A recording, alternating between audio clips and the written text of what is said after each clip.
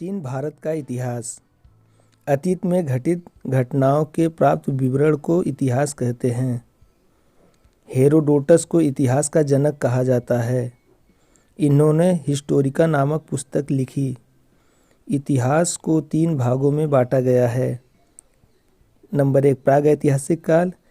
इस काल में मनुष्य किसी लिपि और किसी लेखन कला से परिचित नहीं था। आद्य ऐतिहासिक काल। लिपि से परिचित तो थे पर आज तक पढ़ी नहीं गई। ऐतिहासिक काल। मानव किसी न किसी लिपि के विषय में परिचित था और उसे पढ़ा भी गया है।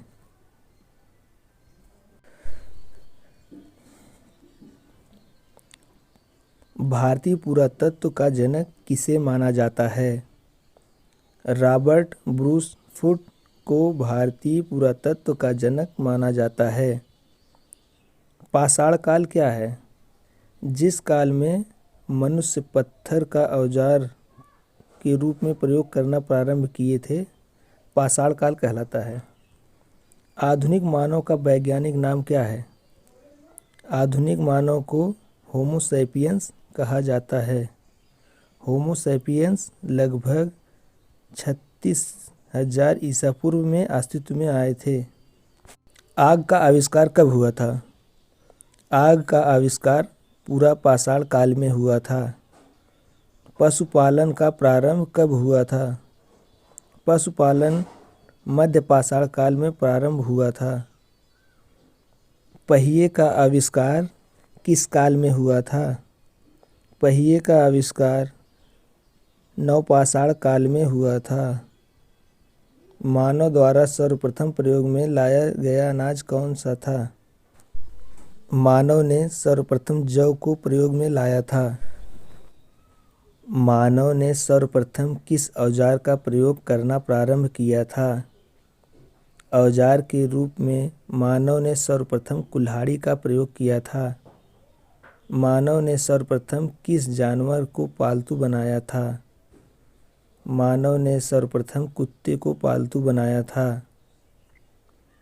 मानव ने सर्वप्रथम किस धातु का प्रयोग किया था? मानव ने सर्वप्रथम तांबे का प्रयोग किया था। भारत में व्यवस्थित खेती का पहला साक्ष्य कहाँ मिला था? भारत में व्यवस्थित खेती का पहला साक्ष्य मेहरगढ़ में मिला था।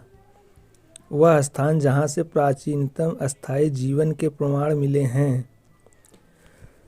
मेहरगढ़ में प्राचीनतम अस्थायी जीवन के प्रमाण मिले हैं।